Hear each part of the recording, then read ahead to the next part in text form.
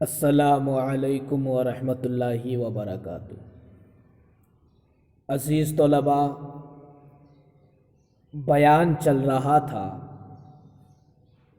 کہ کبھی کبھی معنی حقیقی کو چھوڑ دیا جاتا ہے۔ وہ کل 5 مواقع تھا۔ پہلا موقع یہ تھا کہ کبھی معنی حقیقی کو دلالت عرف کی وجہ سے چھوڑ دیا جاتا ہے، اور دوسرا موقع یہ تھا کہ کبھی معنی حقیقی کو نفس کلام کی دلالت کی وجہ سے چھوڑ دیا جاتا ہے۔ آج ہم تیسری قسم پڑھیں گے کہ کبھی معنی حقیقت کو چھوڑ دیا جاتا ہے سیاق کلام کی دلالت کی وجہ سے۔ تو چلیں شروع کرتے ہیں۔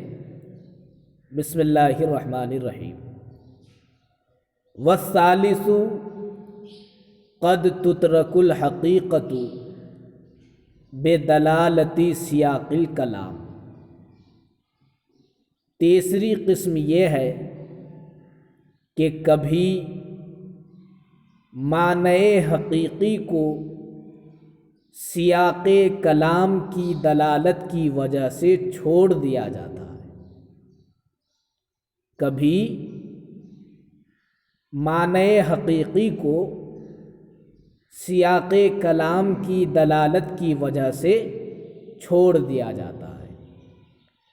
سیاق کلام کا مطلب یہ ہے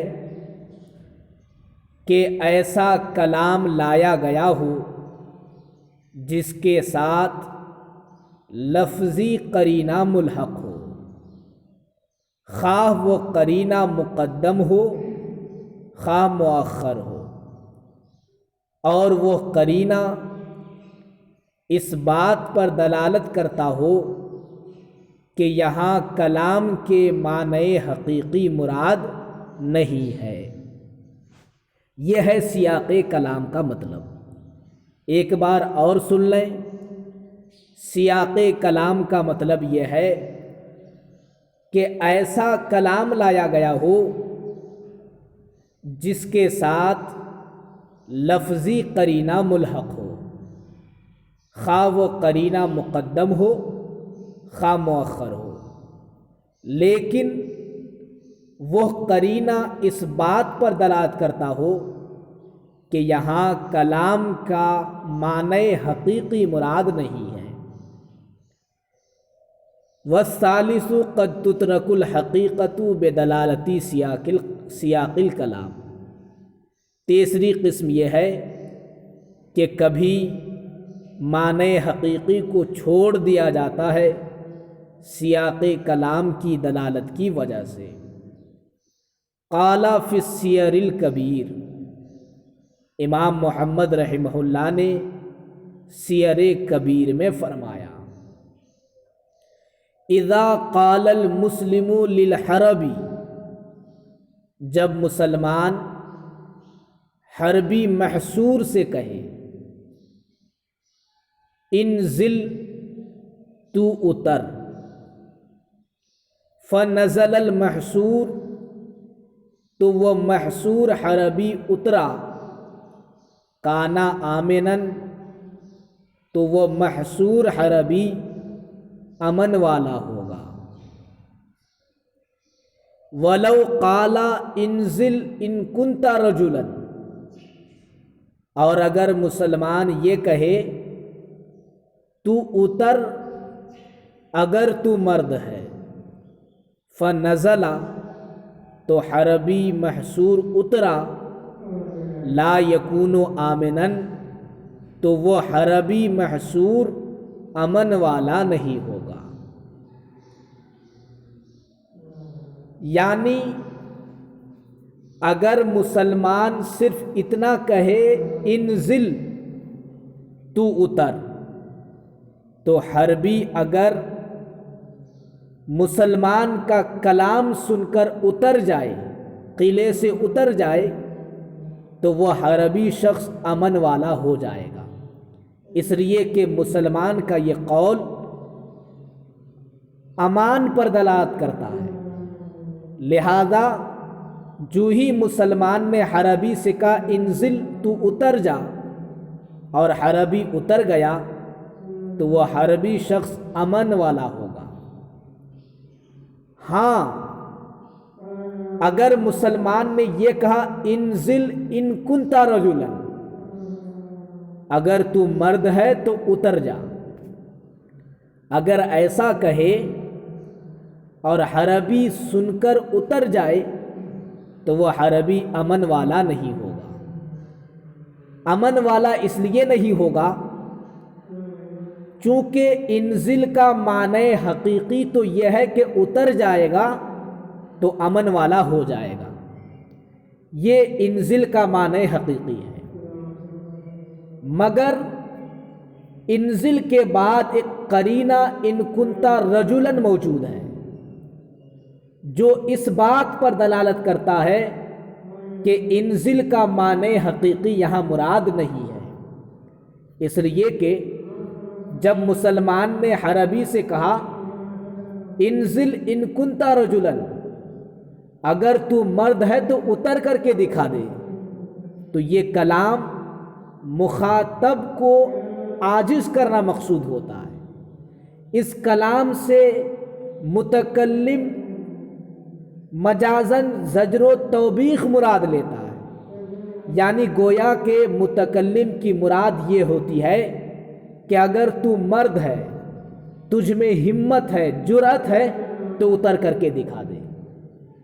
تو جب بات ایسی ہے کہ انزل کا معنی حقیقی یہ تھا کہ اتر جاتا تو امن والا ہو جاتا، لیکن بعد میں آنے والا قول ان کنتا رجلا یہ قول بتلا رہا ہے کہ یہاں اس کا معنی حقیقی مراد نہیں ہے، بلکہ یہ کلام زجر و توبیخ پر محمول ہوگا۔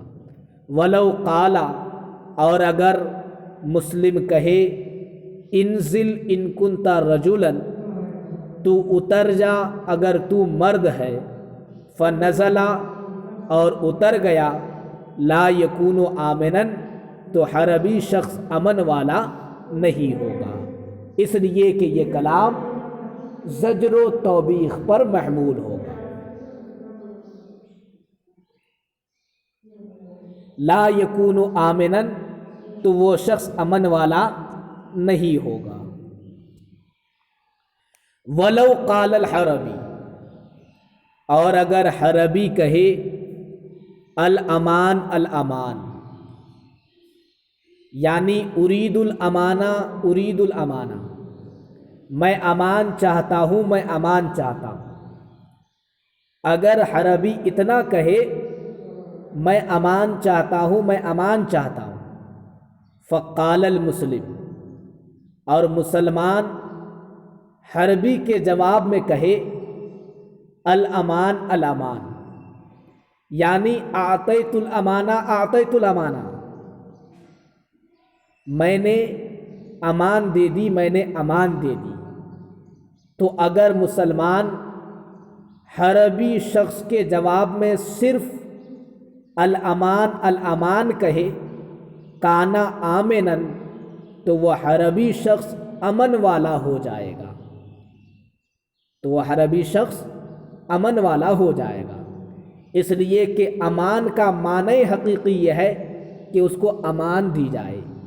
لہذا اگر مسلم نے حربی شخص کے جواب میں صرف الامان الامان کہا کانا آمنا، تو وہ حربی شخص امن والا ہوگا۔ ولو قال المسلم فی الجواب، اور اگر مسلمان حربی شخص کے قول کے جواب میں کہے الامان ستعلم ما تلقى غدا ولا تعجل حتى ترى، کہ میں نے امان دی ستعلم ما تلقى غدا، ان قریب تم جان لو گے کہ کل تم کس چیز سے ملو گے، ولا تعجل اور جلدی مت کر، حتیٰ ترا یہاں تک کہ تم دیکھ لو گے۔ تو یہ قول سن کر فنزل اگر حربی اتر جائے، لا یکون آمنا تو حربی شخص امن والا نہیں ہوگا۔ امن والا اس لیے نہیں ہوگا چونکہ جب حربی نے الامان الامان کہا، امان طلب کیا، اور مسلمان نے جواب میں کہا الامان ستعلم ما تلقى غدا ولا تعجل حتى ترى، تو الامان کا معنی حقیقی تو یہ ہے کہ وہ امن والا ہوگا، لیکن یہاں معنی حقیقی مراد نہیں ہے، اس لیے کہ الامان کے بعد جو قول ستعلم ما تلقى غدا آ رہا ہے، یہ سیاق کلام بتلا رہا ہے کہ یہاں معنی حقیقی مراد نہیں ہے، بلکہ جب مسلم نے کہا ستعلم ما تلقى غدا کہ ان قریب تم جان لو گے کہ کل تم کس چیز سے ملاقات کرو گے، یعنی کل تمہیں کیا پہنچنے والی ہے، ولا تعجل حتى ترى اور جلدی مت کر یہاں تک کہ تو دیکھ لے گا، میری بہادری دیکھ لے گا۔ تو یہ قول بتلا رہا ہے کہ یہاں الامان کا معنی حقیقی مراد نہیں ہے، بلکہ یہ کلام زجر و توبیخ پر محمول ہے۔ فنزل تو اگر حربی اتر جائے، لا یکون آمنا تو امن والا نہیں ہوگا۔ ہاں اگر حربی شخص کے قول کے جواب میں صرف مسلمان الامان الامان کہتا اور کچھ نہ کہتا تو اتنے کہنے کی بنا پر وہ حربی شخص امن والا ہو جاتا۔ ولو قال الحربی الامان الامان، اور اگر حربی کہے امان امان، فقال المسلم اور مسلمان کہے الامان الامان، میں نے امان دی میں نے امان دی، کانا آمنن تو وہ حربی شخص امن والا ہو جائے گا۔ ولو قال المسلم فی الجواب، اور اگر مسلمان حربی شخص کے قول کے جواب میں کہے الامان میں نے امان دی، ستعلم ما تلقى غدا ان قریب تم جان لو گے کہ کل تم کس چیز سے ملو گے، ولا تعجل اور جلدی مت کر، حتیٰ ترا یہاں تک کہ تم دیکھ لو گے۔ فنزل تو اگر یہ کلام سن کر اتر جائے، لا یکون آمنا تو وہ حربی شخص امن والا نہیں ہوگا۔ ولو قال رجل لرجل اشتر لی جاریۃ لتخدمنی فاشترى العمياء او الشلاء لا يجوز، اور اگر کسی شخص نے کسی شخص سے کہا اشتر لی جاریۃ، تو میرے لیے ایک باندی خرید لے، لے تخدمنی تاکہ وہ باندی میری خدمت کرے، تو میرے لیے ایک ایسی باندی خرید لے جو باندی میری خدمت کرے۔ فاشترى العمياء، پس وکیل نے نابینا باندی خریدی، او الشلاء یا اپاہج باندی خریدی، لا یجوز تو وکیل کا یہ خریدنا درست نہیں ہوگا۔ درست اس لیے نہیں ہوگا چونکہ اشتر لی جاریتن، تو میرے لیے ایک باندی خرید، اس کا معنی حقیقی تو یہ ہے کہ مطلقاً جو بھی باندی خریدے گا معنی حقیقی ادا ہو جائے گا۔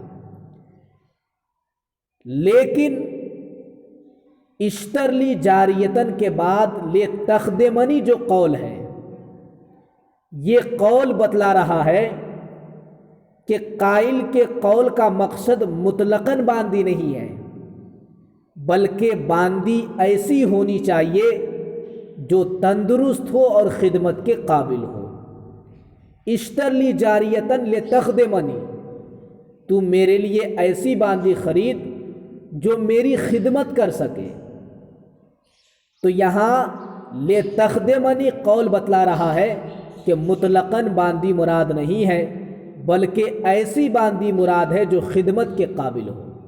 لہذا اگر وکیل نے نابینا باندی خریدی یا اپاہج باندی خریدی تو نابینا خود دیکھنے سے محتاج، اپاہج خود چلنے سے محتاج، تو وہ پھر اپنے آقا کی خدمت کیسے کرے گی؟ اس لیے یہ شراء وکیل کی جانب سے درست نہیں ہوگی۔ وَلَوْ قَالَ رَجُلٌ لِرَجُلٍ، اور اگر کوئی مرد کسی مرد سے کہے اشترلی جاریتن، تو میرے لیے ایک باندی خرید، اس کا معنی حقیقی یہ ہے کہ کوئی بھی باندی خرید لے، معنی حقیقی ادا ہو جائے گا۔ لیکن آگے لے تخدمنی، تو میرے لیے ایسی باندی خرید جو میری خدمت کر سکے۔ فاشتری العمیاء، پس وکیل نے نابینا باندی خریدی، او الشلاء، یا اپاہج باندی خریدی، لا یجوز، تو وکیل کی طرف سے شراء یہ درست نہیں ہوگا۔ درست اس لیے نہیں ہوگا چونکہ نابینا باندی، اپاہج باندی خود محتاج ہے، تو وہ آقا کی خدمت کیسے کرے گی؟ وَلَوْ قَالَ، اور اگر کوئی مرد کسی مرد سے کہے اشترلی جاریتن حتی اطأہا فاشتری اختہ من الرضاع لا یکون عن المؤکل، کسی مرد نے کسی مرد سے کہا اشترلی جاریتن، تو میرے لیے ایک باندی خرید، حتی اطأہا، یہاں تک کہ میں اس سے وطی کروں، فاشتری اختہ من الرضاع، تو وکیل نے موکل کے رضائی بہن کو خریدا، لا یکون عن المؤکل، تو موکل کی طرف سے یہ شراء واقع نہیں ہوگی۔ مطلب یہ ہے کہ جب ایک آدمی نے کسی کو وکیل بنایا کہ تو میرے لیے باندی خرید یہاں تک کہ میں اس سے وطی کروں، تو اشترلی جاریتن کا معنی حقیقی یہ ہے کہ مطلق باندی خرید لے گا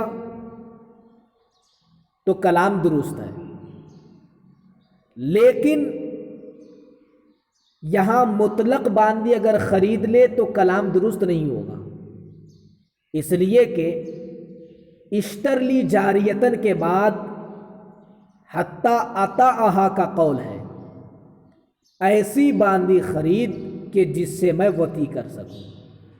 تو یہ قول بتلا رہا ہے کہ یہاں مطلقاً باندی مراد نہیں ہے، بلکہ ایسی باندی مراد ہے جس سے وطی کی جا سکے۔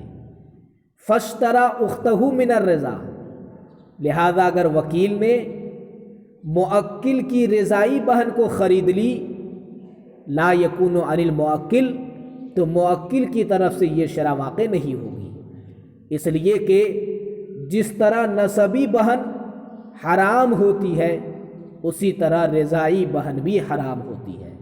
لہذا رضائی بہن کو جو خرید کر لایا گرچہ باندھی ہے لیکن وہ وطی کے قابل نہیں ہے، ان سے وطی کرنا حرام ہے۔ لہذا جب وکیل نے رضائی بہن خرید کر لائی تو موکل کی طرف سے یہ شرع درست نہیں ہوگا۔ درست اس لیے نہیں ہوگا چونکہ موکل نے کہا تھا ایسی باندی میرے لیے خرید جس سے میں وطی کر سکوں، اور رضائی بہن سے وطی کرنا درست نہیں، لہذا موکل کی طرف سے یہ شرح بھی واقع نہیں ہوگی۔ لا یکون عن الموکل، موکل کی طرف سے یہ شرح واقع نہیں ہوگی۔ وعلی ھذا قلنا، اسی بنا پر ہم نے کہا، کس بنا پر؟ اس بنا پر کہ حقیقت کو سیاق کلام کی دلالت کی وجہ سے چھوڑ دیا جاتا ہے۔ اس بنا پر ہم نے فی قولہ علیہ السلام، سرکار علیہ السلام کے فرمان کے سلسلے میں کہا۔ سرکار علیہ السلام کا فرمان ہے، اذا وقع الذباب فی طعام احدکم فامقلوہ ثم انقلوہ فإن فی احدی جناحیہ داء وفی الاخری دواء، کہ جب تم میں سے کسی کے کھانے میں مکھی گر جائے، فامقلوہ، تو تم اسے ڈبو دو، ثم انقلوہ، پھر اس کو کھانے سے باہر نکال دو، فإن فی احدی جناحیہ داء، اس لیے کہ مکھی کے پروں میں سے ایک پر میں بیماری ہوتی ہے، وفی الاخری دواء، اور دوسرے میں دوائی ہوتی ہے، وَإِنَّهُ لَيُقَدِّمُ الدَّاءَ عَلَى الدَّوَاءِ، اور مکھی بیماری والے پر کو دوا والے پر پہلے رکھتی ہے۔ تو یہاں غور کیجئے اس مثال میں کہ جب تم میں سے کسی کے کھانے میں مکھی گر جائے، فامقلوہ، تو تم اسے ڈبو دو۔ تو فامقلوہ یہ فعل امر ہے، اور آپ آگے پڑھیں گے کہ فعل امر وجوب کے لیے آتا ہے۔ تو اس سے پتہ چلا کہ اگر کسی کے کھانے میں مکھی گر جائے تو اس کو ڈبونا واجب ہے۔ ثم انقلوہ، یہ بھی فعل امر ہے، تو اس سے یہ بھی پتہ چلا کہ ڈبو کر اس کو باہر نکالنا بھی واجب ہے، چونکہ امر وجوب کے لیے آتا ہے۔ یہ اس کا معنی حقیقی ہے، مگر معنی حقیقی یہاں متروک ہے۔ متروک اس لیے ہے چونکہ ثم انقلوہ کے بعد فَإِنَّ فِي إِحْدَى جَنَاحَيْهِ دَاءً وَفِي الْأُخْرَى دَوَاءً، یہ قول اس بات پر دلالت کرتا ہے کہ مکھی کو ڈبونا پھر ڈبو کر نکالنا واجب نہیں ہے، اس لیے کہ سرکار اسلام نے یہ جو ڈبونے اور نکالنے کا حکم فرمایا، یہ اس لیے فرمایا تاکہ ہم سے تکلیف دور ہو جائے۔ تو گویا کہ سرکار کے فرمان کا مقصد یہ ہمارے لیے شفقت ہے، اور شفقت استحباب پر دلالت کرتا ہے، مباح پر دلالت کرتا ہے۔ لہذا اگر مکھی کسی کے کھانے میں گر جائے تو ڈبونا واجب نہیں ہے بلکہ مستحب ہے، نہیں ڈبوئے گا تو گناہ گار بھی نہیں ہوگا۔ وَإِنَّهُ لَيُقَدِّمُ الدَّاءَ عَلَى الدَّوَاءِ، اور مکھی بیماری والے پر کو دوا والے پر مقدم رکھتی ہے۔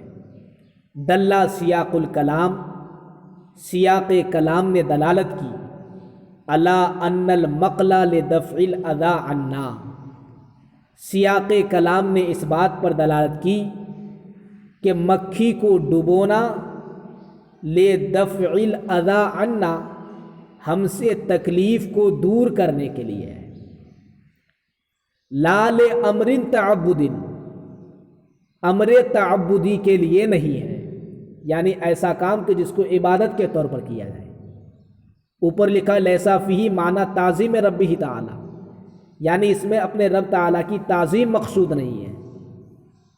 تو یہ جو سرکار نے ڈبونے اور نکالنے کا حکم دیا، یہ ہم سے شفقت کے طور پر تکلیف دور کرنے کے لیے کیا، لال امر تعبدن، امر تعبدی کے طور پر نہیں، حقا للشرع، حق شرع کے طور پر نہیں، فلا یکون للایجاب، لہذا ڈبونا اور ڈبو کر پھر باہر نکالنا یہ وجوب کے طور پر نہیں ہوگا، ضروری طور پر نہیں ہوگا، بلکہ استحباب کے طور پر ہوگا۔ دل سیاق الکلامی علی ان المقل لدفع الاذی عنا، سیاق کلام نے اس بات پر دلالت کی کہ ڈبونا ہم سے تکلیف کو دور کرنے کے لیے ہے، لال امر تعبد حقا للشرع، امر تعبدی اور حق شرع کے لیے نہیں ہے، فلا یکون للایجاب، لہذا امر ایجاب کے لیے نہیں ہوگا، یعنی ڈبونا واجب نہیں ہوگا بلکہ استحباب کے لیے ہوگا۔ وقولہ تعالی، ایسی ہی ہم کہیں گے باری تعالیٰ کا فرمان انما الصدقات للفقراء میں عقیبہ قولہ تعالی ومنہم من یلمزک فی الصدقات کے بعد جو اللہ رب العزت کا فرمان انما الصدقات للفقراء ہے، اس میں ہم کہیں گے کہ یہاں بھی معنی حقیقی متروک ہے۔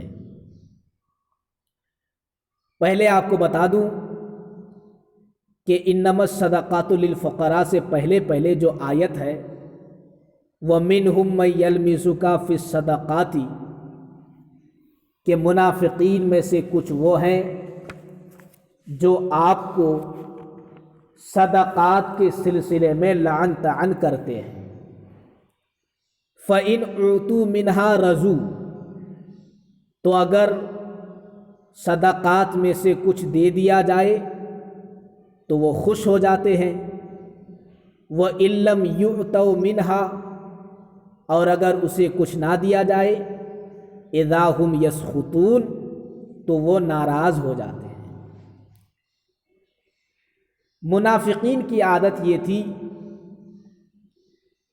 کہ اگر سرکار سلام انہیں کچھ دیتے تو وہ خوش ہو جاتے، لیکن جب نہیں دیتے تو وہ سرکار اسلام پر لعن طعن کرتے اور یہ کہتے کہ معاذ اللہ، سرکار علیہ الصلاۃ والتسلیم تقسیم کے سلسلے میں عدل سے کام نہیں لیتے، معاذ اللہ۔ تو اس قول کے بعد رب تعالیٰ نے مصارف زکوٰۃ کو بیان کر دیا کہ زکوٰۃ کس کس کو دیا جا سکتا ہے۔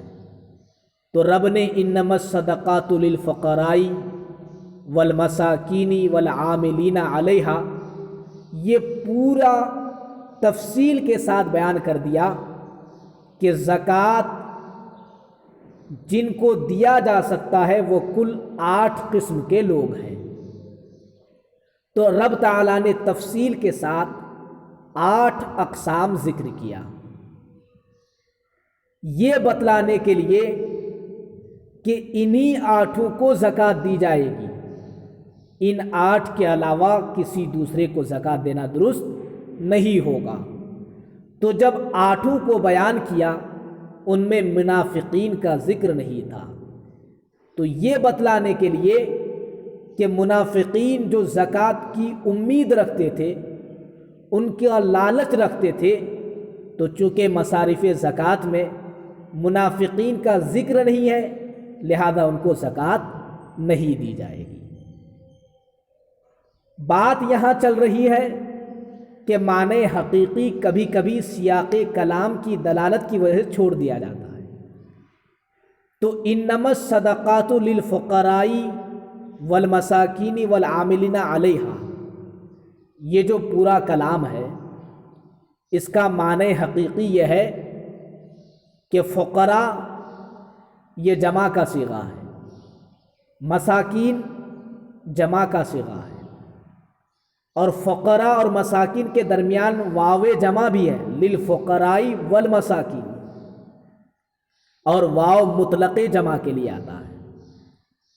تو للفقراء والمساکین والعاملین علیہا، اس میں بیچ میں جو واو ہے یہ مطلق جمع کے لیے آتا ہے، اور مطلق جمع اس بات پر دلالت کرتا ہے کہ زکوٰۃ میں فقراء بھی شریک ہوں گے، زکوٰۃ میں مساکین بھی شریک ہوں گے، زکوٰۃ میں عاملین بھی شریک ہوں گے۔ مثال کے طور پر اگر کوئی شخص کہے جانی زید و عمر، آیا میرے پاس زید اور عمر، تو اس کلام کا مطلب یہ ہوا کہ زید اور عمر مجیت میں شریک ہے، جو کہ واو مطلق جمع کے لیے آتا ہے۔ تو اس آیت کا معنی حقیقی یہ ہے کہ زکوٰۃ میں فقراء بھی شامل، مساکین بھی شامل، عاملین بھی شامل، یعنی جو کل 8 اقسام ذکر کیے ان میں سے ہر ایک قسم کے افراد کو زکوٰۃ دی جائے گی۔ ایک معنی حقیقی یہ۔ دوسرا یہ کہ فقراء جمع ہے، مساکین جمع ہے، عاملین جمع ہے، اور جمع کا اطلاق کم سے کم 3 افراد پر ہوتا ہے۔ تو گویا کہ اس پوری آیت کا معنی حقیقی یہ ہوا کہ فقراء، مساکین، عاملین جو کل 8 اقسام ذکر کیے، ان 8 اقسام میں سے ہر ایک قسم کے کم از کم 3 فرد کو زکوٰۃ دی جائے گی، تبھی زکوٰۃ ادا ہوگی۔ یہ اس کا معنی حقیقی ہے۔ لیکن معنی حقیقی یہاں متروک ہے۔ متروک کیوں ہے؟ اس لیے کہ سیاق کلام کی دلالت کی وجہ سے، اور سیاق کلام وہ باری تعالیٰ کا فرمان وَمِنْهُمْ مَن يَلْمِزُكَ فِي الصَّدَقَاتِ ہے کہ منافقین میں سے کچھ وہ ہیں جو آپ کو صدقات کے سلسلے میں لعن طعن کرتے ہیں۔ تو جب لعن طعن کرتے ہیں تو رب تعالیٰ نے تفصیل کے ساتھ مصارف زکوٰۃ کو بیان کر دیا، اور یہ بتلا دیا کہ مصارف زکوٰۃ میں منافقین کا شمار نہیں ہے۔ جب شمار نہیں ہے تو ان کو زکوٰۃ دینا بھی درست نہیں ہوگا۔ تو اس سیاق کلام نے یہ بتلایا کہ یہاں انما الصدقات للفقراء کا معنی حقیقی مراد نہیں ہوگا، بلکہ مراد یہ ہوگا کہ یہاں منافقین کے طمع کو ختم کرنا مقصود ہے۔ اسی کا بیان وقولہ تعالی انما الصدقات للفقراء عقیبہ قولہ تعالی ومنہم من یلمزک فی الصدقات۔ باری تعالیٰ کا فرمان انما الصدقات للفقراء ومنہم من یلمزک فی الصدقات کے قول کے بعد یدل علی ان ذکر الاصناف لقطع طعمہم من الصدقات ببیان المصارف لہا۔ انما الصدقات للفقراء یہ قول دلالت کرتا ہے اس بات پر کہ اقسام کا ذکر، اصناف کا ذکر لقطع طعمہم من الصدقات ببیان المصارف لہا، صدقات کے مصارف کو بیان کر کے صدقات کے سے منافقین کے طمع کو ختم کرنا ہے۔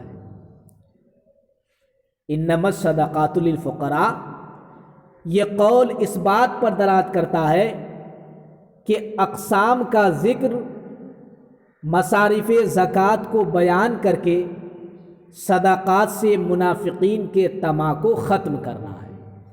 فلا يتوقف الخروج عن العہدۃ علی الاداء الی الکل، لہذا ادائے صدقہ کی ذمہ داری سے سبک دوش موقوف نہیں ہوگا تمام اقسام کی طرف زکوٰۃ کے اموال سپرد کرنے پر۔